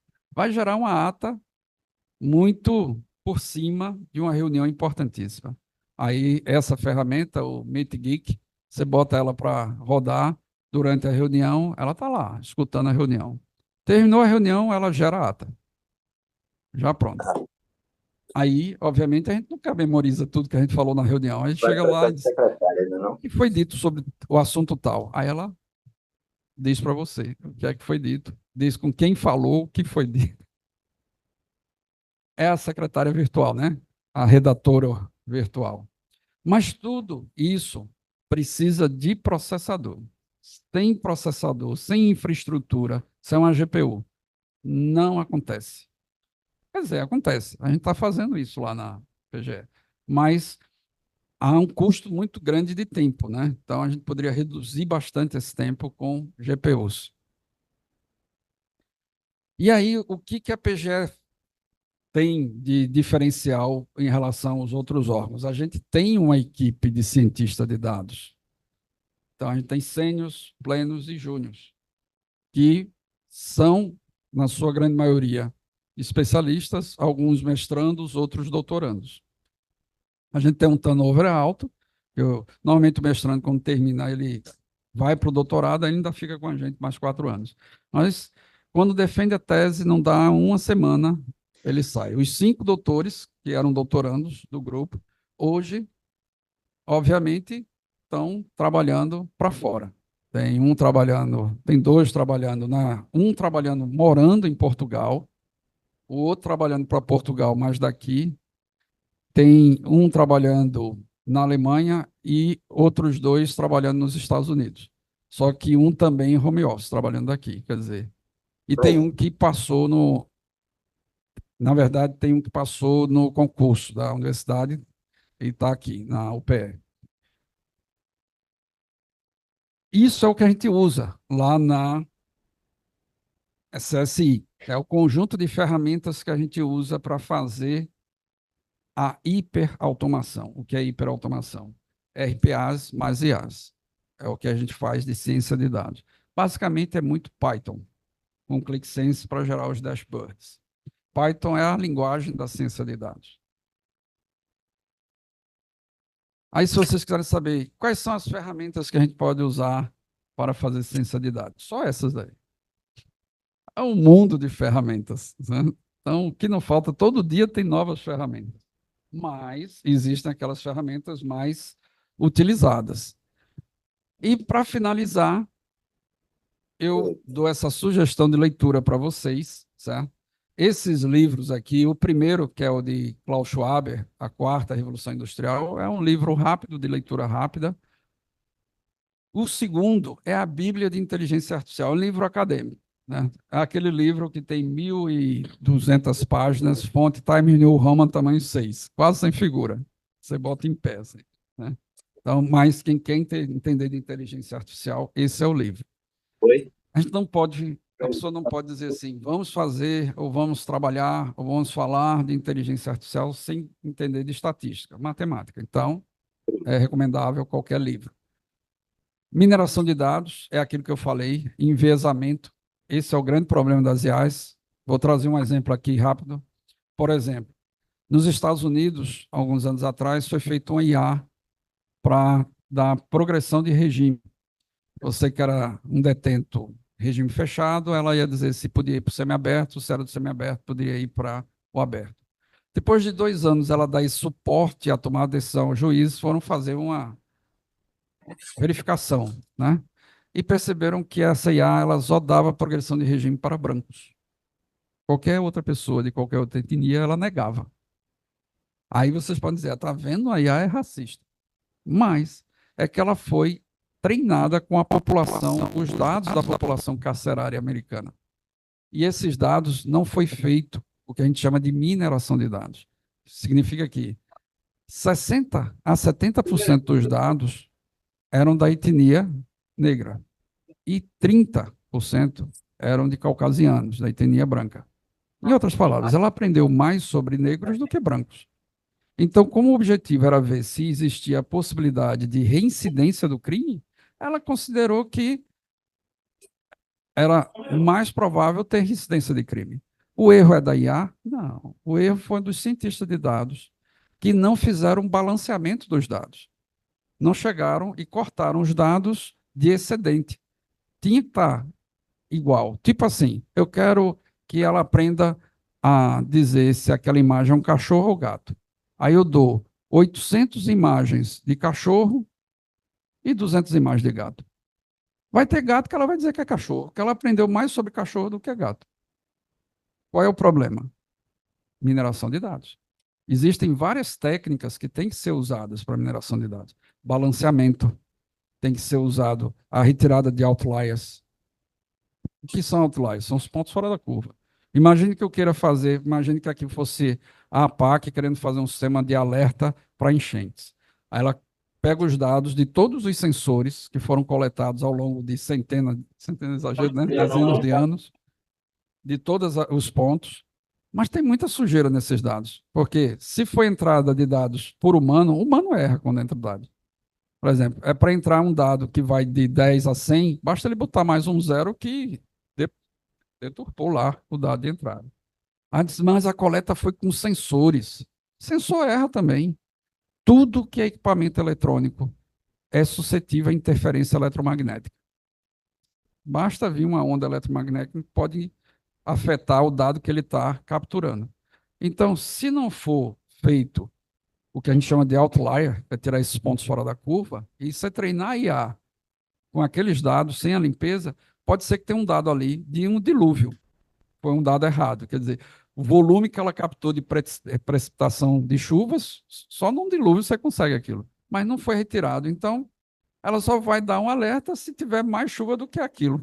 Então, ela nunca vai dar o alerta. Não vai funcionar. Então, mineração de dados é fundamental. Agora, entender isso tudo, vocês podem ter duas formas de entender. Ou indo verticalizando, que é o estudo técnico, ou indo de forma horizontal. Aí eu recomendo esse livro, Data Science para Negócios, que é para gestores.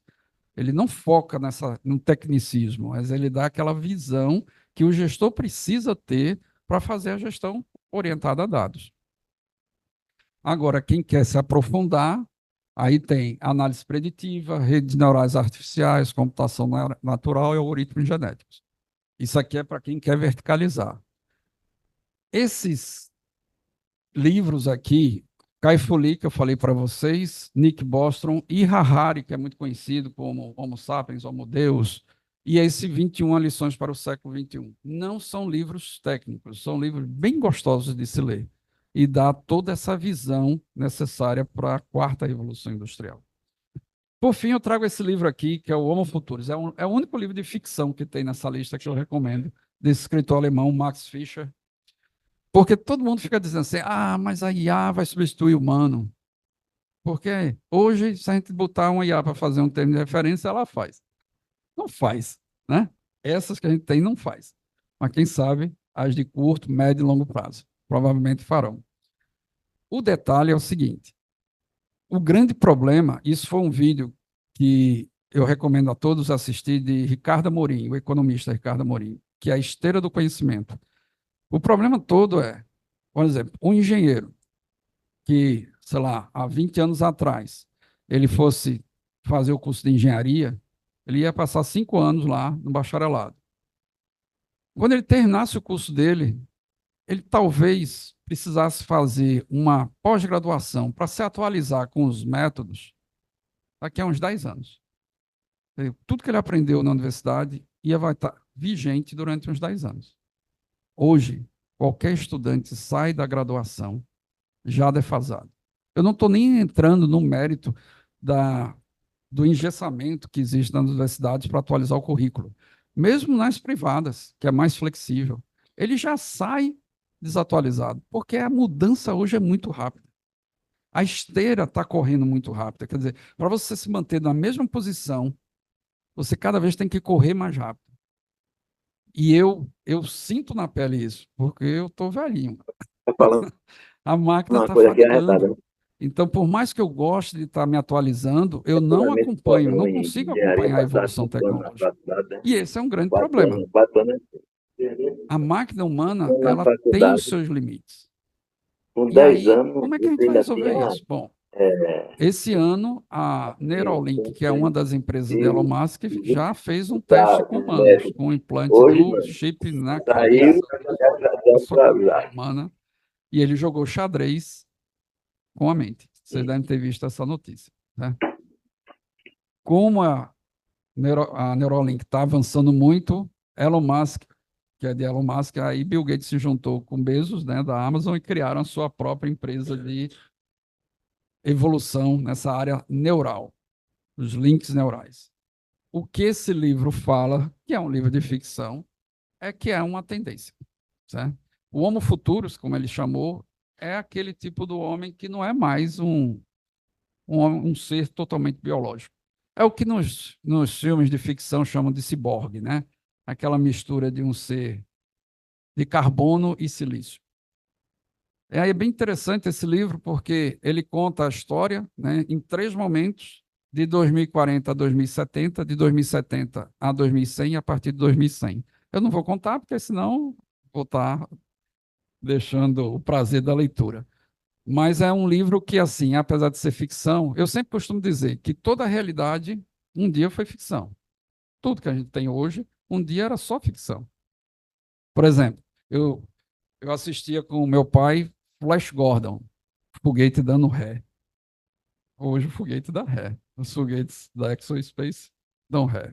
Então, assim, porque do momento que alguém pensa naquilo que não existe, ele abriu a porta para os engenheiros concretizarem aquilo. Normalmente, o engenheiro é a pessoa que concretiza uma ideia de um visionário. E, normalmente, esses visionários são os escritores de ficção científica. E, com isso, eu espero ter contribuído com todos, trazendo um pouco desse. Eles apliquem mais nas suas atividades dos seus dias. Obrigado.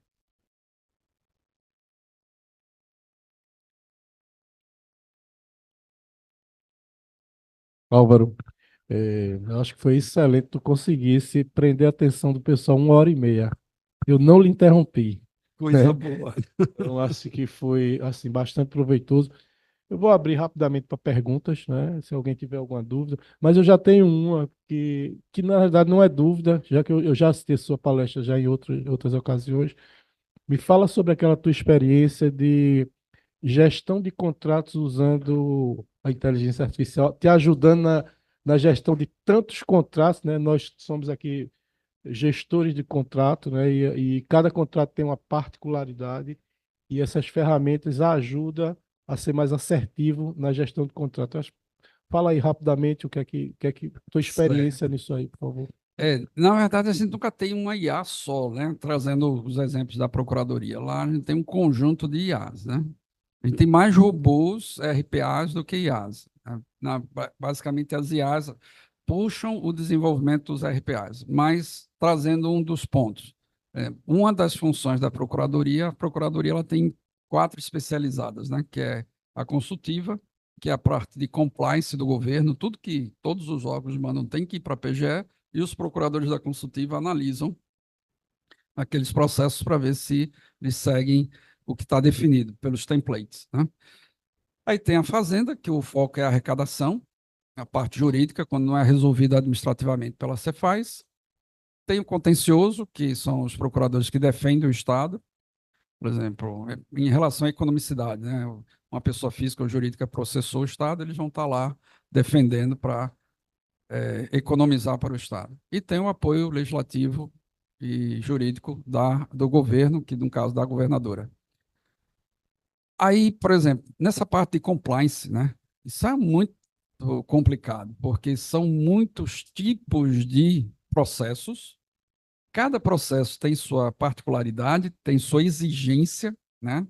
Que você tem, esse processo tem que ter tal documento anexado, tem que ter tal documento, é uma montanha de documentos. E muitas vezes o procurador, quando ele recebe o processo, aí ele começa a analisar, vamos supor, pegar um exemplo aqui, um processo X que tenha a exigência de 10 artefatos anexados a ele. Aí ele está lendo, aí viu que tinha o primeiro, tinha o segundo, tinha o terceiro. Aí quando ia para o quarto, ele disse, ele não anexou a esse processo, esse documento obrigatório. Aí ele nem continua, ele já devolve lá para o órgão de origem. Aí o pessoal corrige e manda. Aí quando ele recebe de volta, claro, o procurador tem é perfil, né? Tem procurador que iria olhar para ver se estava faltando mais alguma coisa, mas tem um que, pelo volume de trabalho, já devolvia. Aí, quando voltava, ele analisava o quarto, analisava o quinto, aí, eita, tá faltando o sexto. Aí devolvia. Aí ficava esse bate e volta. Bom, isso é um trabalho que uma IA pode fazer muito bem. É analisar se o documento está com todos os anexos que o template exige. Então, a gente tem uma IA que, quando chega o processo, a IA analisa. Tem um template que já foi definido pelos procuradores. Ela só tem que ver se naquele conjunto de papel, aqueles artefatos digitais, tem aqueles documentos. Se não tiver, ela já gera um retorno automático. Nem vai para o procurador.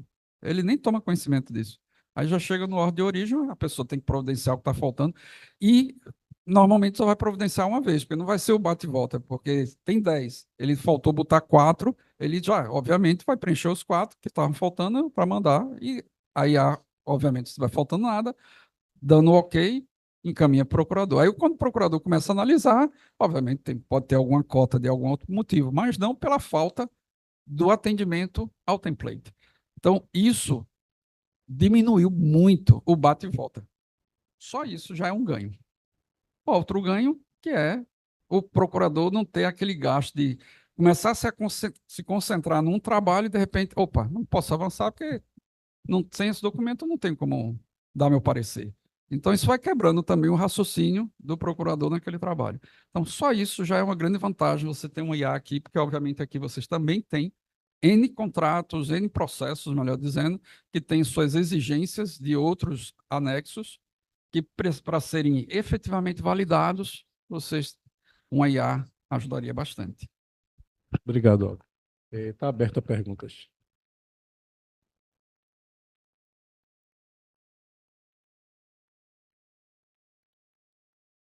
Primeiramente, quero parabenizar pela palestra. Muito Eu obrigado. sou completamente apaixonada pela inovação. Heitor sabe, eu apoio sempre todas as ideias ousadas dele e estou aqui sempre muito aberta para isso.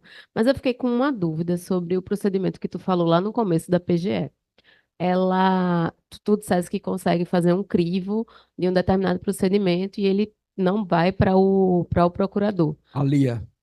E aí, quem é que decide?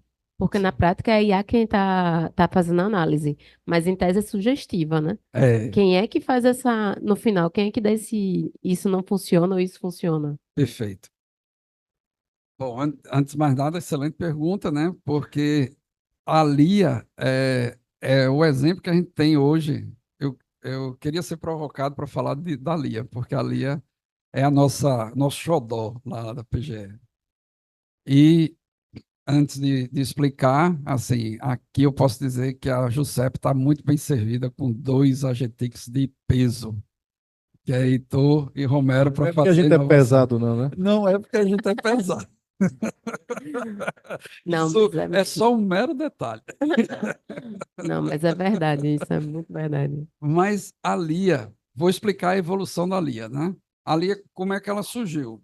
Assim, basicamente, esse núcleo tinha uma quantidade X de procuradores que tinham outros núcleos que estavam precisando de mais procuradores e diziam, olha, o NSD é importante, mas assim, ele não arrecada tanto quanto a saúde, o núcleo da saúde, não é tão prioritário. E para cada coordenador de núcleo, todo o seu núcleo é prioritário. Aí diz, mas aqui é prioritário também, não tem como liberar, não. Aí, Álvaro, vamos fazer um IA para a gente poder equacionar esse problema? Bora. As regras estavam na cabeça dos procuradores, né? Então, eles sabiam as regras. Então, é essa IA que eu chamo IA dedutiva. É uma IA baseada em regras. Então, a gente criou um modelo chamado Tree Decision, que é um modelo de árvore baseado em decisão, que ela foi montada com as regras dos procuradores. Aí tem o treinamento de máquina, que é o processo que a gente chama de... A gente usa o CRISPR-DM, né? Que a gente primeiro entende o negócio, depois a gente vai ver os dados, depois a gente limpa os dados, seleciona e limpa os dados e faz uma competição de modelos e depois escolhe o modelo e coloca em produção. Só que até essa fase, a IA ela erra muito, até ela aprender com as regras. E uma das métricas, que é só a mais conhecida, mais simples de entender, é a acurácia, que é assim, aquela... Se você diz que é de 70%, ela está acertando 70% e errando 30%. Foi quando ela chegou perto de 70%, aí o procurador da época, que era Luiz Guerra, que era o coordenador, disse, vamos botar em produção. E aí ela, obviamente, ela erra, ainda ela erra, mas só que está com a acurácia melhor. Porque com o passar do tempo ela vai aprendendo mais, porque a gente vai treinando com os erros. Quando ela diz, ó, isso aqui é irrelevante, ela vai para um núcleo que tem uma servidora que é muito especializada nisso, e ela olha e diz, ó, ela errou, que caiu naqueles 30% do erro. Ela disse que era irrelevante, mas é relevante. Aí isso vai para a gente, entra na nossa base de treinamento, a gente treina de novo para ela aprender e não errar mais para aquele tipo de processo. Da mesma forma acontece, dos 70% que ela disse que é, do que ela disse que é relevante, que vai para o procurador, aí o procurador já entra para fazer a análise crítica, porque ele sabe que já foi triado para um IA, mas aí no andar da carruagem, opa, ela errou, isso aqui não é relevante. Aí também vai para a gente, para que a gente bote na base de treinamento. O que aconteceu é que essa é a LIA 1.0 que eu falei aqui para vocês. Ela é LIA porque foi uma homenagem à LIA de Itamaracá. Os procuradores homenageiam todas as IAs com figuras. A gente tem um Capiba, e assim vai. Tem uma forma de homenagear as personalidades de Pernambuco. Aí, chegou um ponto que a acurácia dela estava em 75%, arredondando para 75%. E a gente não conseguia evoluir mais. Por quê? Porque os procuradores do núcleo não conseguiam mais visualizar regras que pudessem fazer com que ela tivesse uma acurácia melhor. Os erros iam acontecendo ao longo do andar da carruagem. Aí a gente disse assim, olha, para resolver isso, a gente tem que mudar o modelo. A gente tem que sair do modelo baseado em regras e temos que ir para um modelo baseado em dados. E aí a gente gastou aí um bom tempo para fazer o treinamento da IA baseado nos documentos, nos dados. Aí saiu a LIA 2.0. E é aquela LIA que a gente tem hoje, que está com a acurácia acima de 75%. E a gente está já no desenvolvimento da LIA 3.0. Qual é a evolução da LIA 3.0? Todo mundo aqui sabe o que é o OCR, né? Que é o reconhecedor óptico de caracteres. Os PDFs muitas vezes são imagens. A gente tem que passar o OCR para virar texto, para poder, desse texto, a IA poder entender. Mas as IAs já conseguem ler as imagens. Existe uma rede neural que lê direto a imagem do textual da imagem, que a gente chama de Convolutional Neural Network. A gente está indo para esse tipo de rede neural. Por quê? Porque os OCRs, a gente usa um OCR gratuito, que é o Tesseract, que é da Google. Tudo que é gratuito é bom porque é gratuito, né? É open source. Mas sempre tem o seu fator limitador. E aí a gente fez a aquisição de um OCR pago, que é o Flex Capture, que é um dos melhores, né? Mas como é pago, você estima a quantidade e acaba que, às vezes, essa estimativa não é muito assertiva. Por quê? Porque, ao longo do ano, às vezes, os procuradores aumentam a quantidade de tipos de processos que a IA vai lidar. E aí extrapola aquele limite. E outra, às vezes, o documento é muito simples. Tá? Ele está sendo usado um OCR muito poderoso para algo muito simples. Então, o que a gente fez lá? Se a gente roda primeiro com o Tesseract. Se o Tesseract resolveu, conseguiu reconhecer toda a imagem para texto, tranquilo. Se ele não reconheceu, deu muito erro, aí a gente faz um direcionamento para a API do Flex Capture, que normalmente ele resolve. Normalmente. Ele também erra. Porque tem documento que tem escrita dentro do documento, a pessoa faz anotação no documento. Tem documento que tem, por exemplo, uma nota fiscal que foi digitalizada e anexada, e assim, o cara botou a nota fiscal assim, atravessada. Tem documento que é muito antigo, o papel já estava amarelado quando foi digitalizado, quer dizer, estão muitas dificuldades. Aí existem redes neurais que já resolvem isso, já conseguem reconhecer o manuscrito. Aí a gente está indo para essa versão 3 que usa esse tipo de rede neural. Aí qual é a vantagem? É que ela já vai fazer essa leitura direto da imagem. A gente não vai precisar passar o OCR. Então a gente vai fazer uma economia grande de tempo no processo. Essa vai ser a linha 3.0 que a gente está trabalhando e por isso que a gente está fazendo a aquisição das GPUs, porque ela é muito mais, ela exige mais hardware para fazer isso.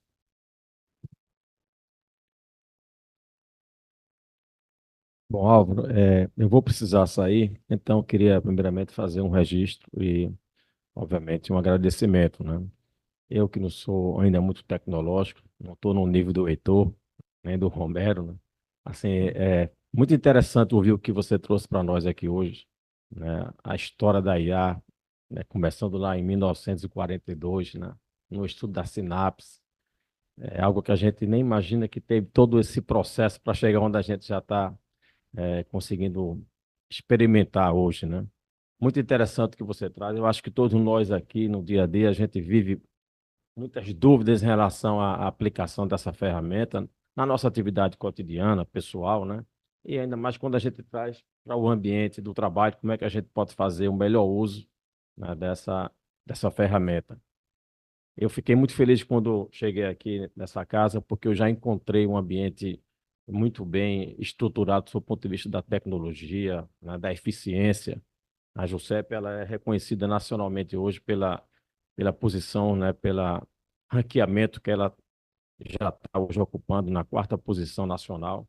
Então é algo que já me deixou bastante alegre e animado com essa situação atual da JUSEP. Mas é claro que vendo tudo isso que você trouxe aqui para nós, Álvaro, e já tendo a oportunidade de conversar com tanta gente aqui após a minha chegada, eu compreendo claramente, né, Heitor, que a gente pode melhorar ainda mais a nossa performance, né, trazer a aplicação da IA para o cotidiano aqui de todos, aqui dentro da junta, né, fazer o melhor uso possível dessas ferramentas e a gente começar a buscar subir ao pódio, né, no ranqueamento nacional, porque a gente ainda não está no pódio, estamos já chegando nele, né?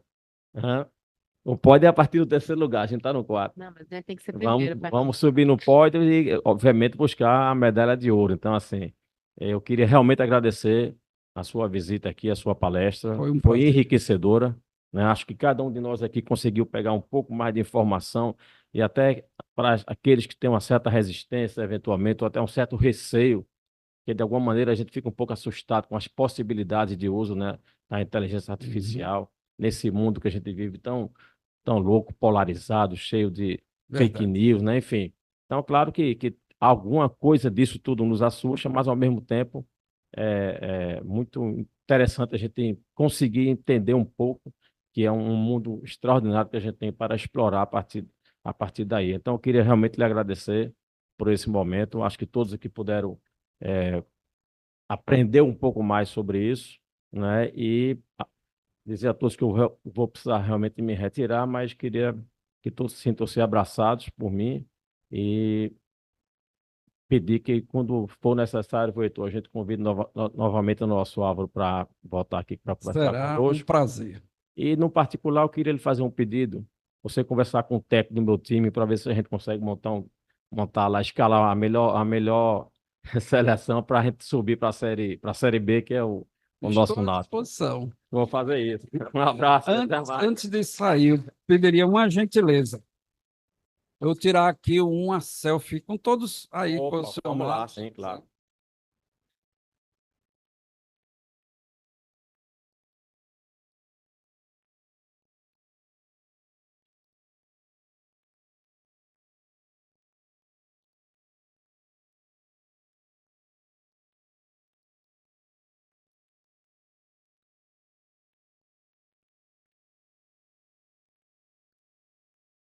Não dá pra ver.